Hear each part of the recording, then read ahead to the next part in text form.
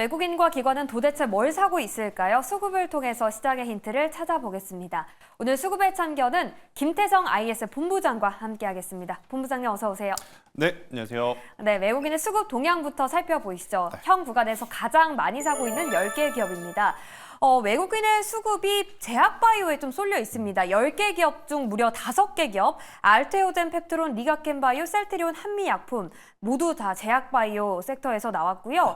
자사주 매입 소식을 발표한 셀트리온을 제외하고 전부 다 하락하고 있습니다. 오늘 제약바이오 하락의 원인이 뭘지 잠시 후에 짚어보도록 하고 그중에 급락세가 두드러지고 있는 알테오젠 후속 전략 어떻게 짜봐야 될지 짚어보도록 할게요. 그리고 네이버는 9일 연속 또 외국인의 매수세가 들어오고 있습니다. 카카오와 달리 주가가 우상향하는 모습 보이고 있고요. 엔비디아 실적 실망감에도 불구하고 삼성전자 그리고 하이닉스 담아가고 있습니다. 그리고 내년 실적이 기대되는 하이브에 대한 그런 매수세도 확인되고 있는데요. 자, 제약바이오 이야기 안 할 수가 없습니다. 네. 외국인의 수급이 현재 집중되고 있는데 일단 오늘 전반적으로 다 하락하고 있는데 하락하는 원인이 뭘지 짚어보고 그리고 알테오젠 신고가 대비 한 31% 정도 하락한 그렇죠. 상황이거든요. 외국인은 그럼에도 매수를 하고 있는데 저희도 개인 투자자 입장에서도 매수의 기회로 삼아야 할지 아니면 우리도 좀 차익을 실현해야 할지 궁금합니다. 어떻게 생각하세요? 일단 주식시장이 참 어려운 게 이런 것 같아요. 네. 장전만 하더라도 오늘 아마 많은 투자자분들의 시선은 엔비디아 실적 발표가 있었기 맞아요. 때문에 네. 반도체만 열심히 보셨을 거예요. 근데 막상 장시작하고 나니까 문제는 엉뚱한 곳에서 지금 터져 나오고 있죠. 제약바이오의 이제 조정의 폭이 굉장히 빠르고 깊다라는 겁니다. 특히 지금 알테오젠 같은 경우에는 좋은 이야기가 쏟아진 게 불과 2, 3거래일 전이에요. 네. 목표가 상향에 대한 이야기, 그리고 캐트루다 SC 3상에 대한 이야기. 하지만 가야 할 자리에서 가지 못한 상황에서 의심이 증폭될 만한 정체의 모습을 보이다 보니까 여기저기서 안 좋은 이야기들이 나오고 있죠. 공장 지어야 하는데 거기에 들어가는 돈 어디서 받아올 거냐. 그럼 유상증자 해야 되는 거 아니야라는 루머. 그리고 이제 특허에 대한 뭐 여러 가지 확인되지 않은 뉴스 소식 이런 것들이 좀 모이다 보니까 알테오젠에 대해서 부정적인 어떤 시각 이것보다는 일단은 챙기고 보자라는 시각이 조금은 더 큰 상황이 아닌가라는 생각이 듭니다.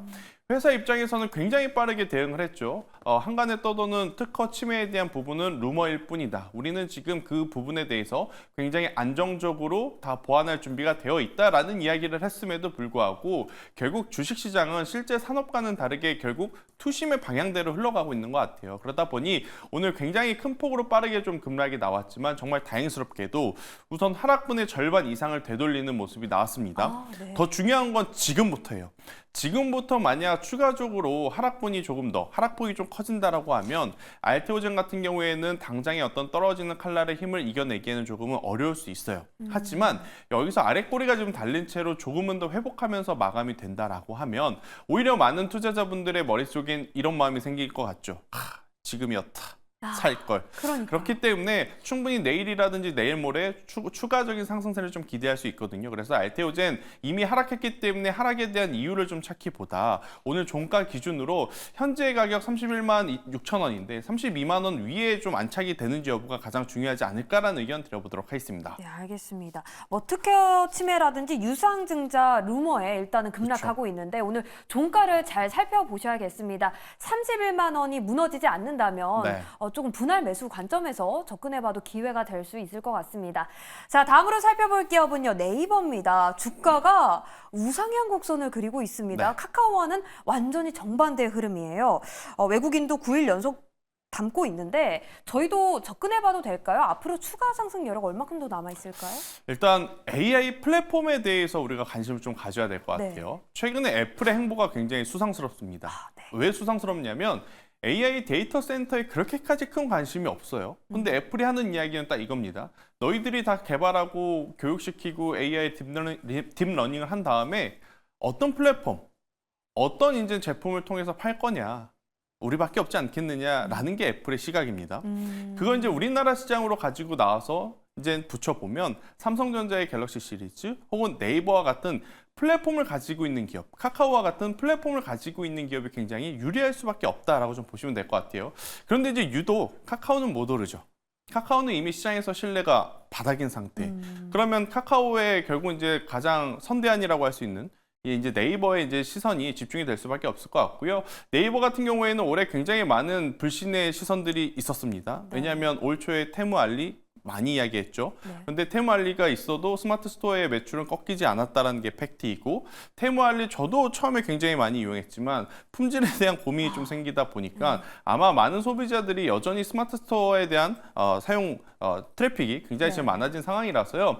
네이버 속도는 좀 더딜 수 있습니다. 아무래도 이제 그들이 기록한 시총 대비 조정의 폭이 너무나 깊고 오래되었기 때문에 매물을 소화하는 과정과 매물을 소화할 만한 자금이 들어와야 돼서 시간이 걸릴 수는 있겠지만 우상향 곡선에 대한 기대감은 조금은 더 가져가 볼 수 있지 않겠나라는 의견.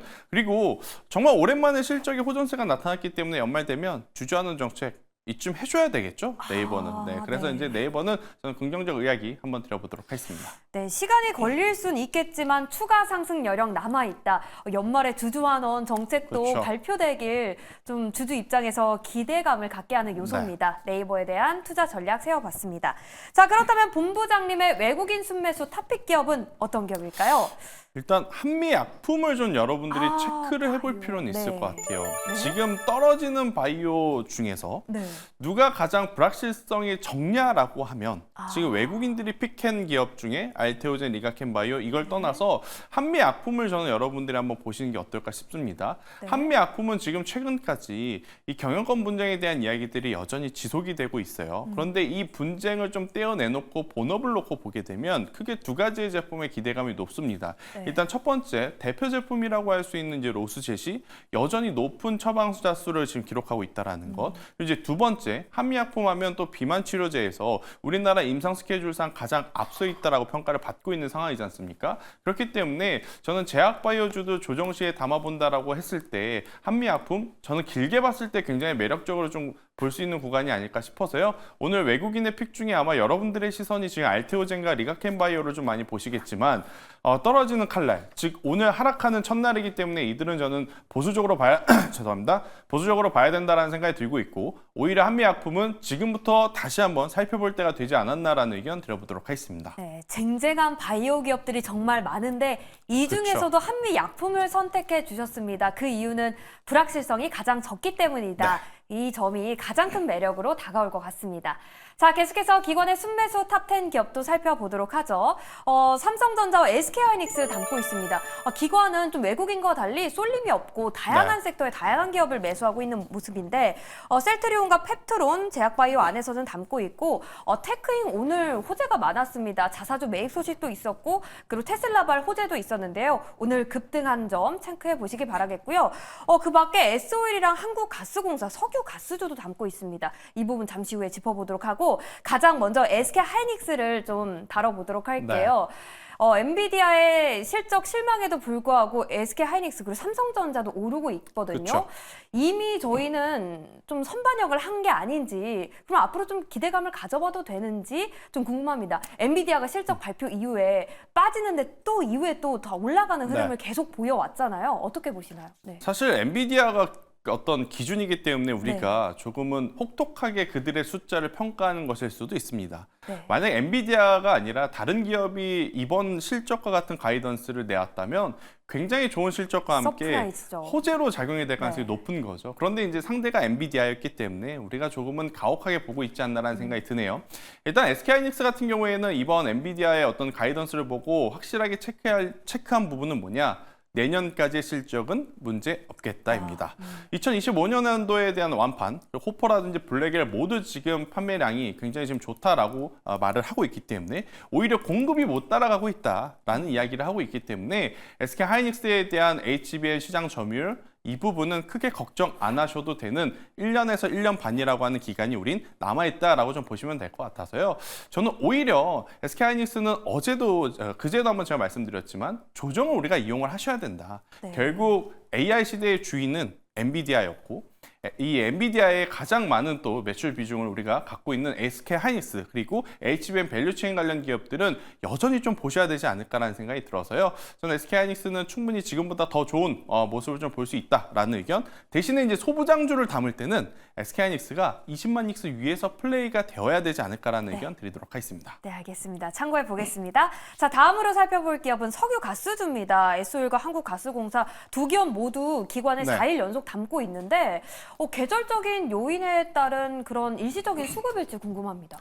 일단 뭐 대왕고래 테마가 조금 잊혀지긴 했지만 네. 그들의 흐름들이 오늘 또 시장에서 반영이 되고 있어서 이쪽에 대한 관심도가 좀 높아가고 있다라고 좀 보시면 될 것 같고요. 네. 또 트럼프 정책은 드릴 베이비 드릴입니다. 그냥 시추하자. 그래서 원유하고 가스 수출하자. 이런 어떤 슬로건이 있기 때문에 정유 화학 관련주들에 대한 흐름, 화학은 좀 제외하겠습니다. 정유주들에 대한 추가적인 상승세는 충분히 기대해 볼 만한 요소가 있지 않나라는 생각이 들고 있고 최근 여러분들이 DS 단석이라는 기업 이야기 많이 들어보셨을 거예요. 바이오 항공유. 네. 바이오 항공유도 마찬가지입니다. 점차적으로 환경 문제 때문에 사용해야 되는 점유율 자체가 이제 계속 올라가야 되거든요. 그런데 이제 이걸 전 처리는 DS 단석이 하지만 후 처리는 누가 하느냐? S-오일, GS 칼텍스, SK 이노베이션 이런 정유주들이 지금 해야 되는 그런 상황이라서요. 저는 정유주들에 대한 긴 관점으로의 투자는 충분히 매력적일 수 있다는 의견 드려보도록 하겠습니다. 네, 알겠습니다. 매력적인 에소일 한국가스공사 만나봤습니다. 자, 그렇다면 탑픽을 하나 꼽아주시죠. 어떤 기업일까요? 저는 여기서도 제약바이오를 제약바이오? 셀트리온을 셀트리온. 한번 좀 뽑아보도록 하겠습니다. 네. 일단 셀트리온 참 안 갔던 기업 중에 하나인 것 같아요. 네. 여기저기 뭐 좋은 뉴스가 굉장히 많았음에도 불구하고 셀트리온만큼은 주가가 왜 이래? 이럴 정도로 정말 지지부진했었던 지난 날이 아닌가 싶습니다. 일단 가장 중요한 것은 진펜트리에 대한 매출이 내년에는 충분히 반영이 될 가능성이 높다라고 좀 보시면 될 것 같고요. 램시마라든지 이러한 기존 제품들 자체가 이미 유럽과 미국에서 연착륙을 잘했다라고 좀 보시면 될 것 같습니다. 그렇기 때문에 실적에 대한 기대감을 가지고 저는 셀트리온을 보는 게 맞지 않겠는가라는 의견 드려보도록 하겠습니다. 네, 알겠습니다. 자, 그럼 외국인 대 기관 옥석을 가려보도록 하겠습니다. 일단 외국인의 픽은 한미약품입니다. 불확실성이 적다라는 매력을 갖고 있고 셀트리온 실적도 기대되고 그동안 주가가 못 올랐습니다. 네. 원픽 골라주시죠. 고민 많이 했는데요. 네. 일단은 숫자를 좀 먼저 확인할 수 있는 셀트리온부터 저는 보는 게 좋을 것 같습니다. 네, 가격 전략. 지금 시장은요, 임상이냐, 실적이냐, 이 싸움인데 실적이 조금 더 안정적인 것 같아요. 그래서 셀트리온 보실 분들 같은 경우에는 현재 구간에서 15만 원이라는 가격대 밑으로 내려오지 않는다라고 했었을 때 충분히 목표가 22만 원을 잡고 대응을 하신다라고 한다면 굉장히 또 좋은 결과를 좀 낼 수 있지 않을까. 결국 미국에서 불어오는 약가 인하의 바람은 바이오 시밀러에게는 굉장히 호재성 뉴스일 수밖에 없다는 의견 드리도록 하겠습니다. 네, 셀트리온 22만 원 목표 달성 기대를 해보도록 하겠습니다. 이렇게 오늘은 김태성 본부장과 함께 수급을 참견해 봤습니다. 오늘 말씀 고맙습니다.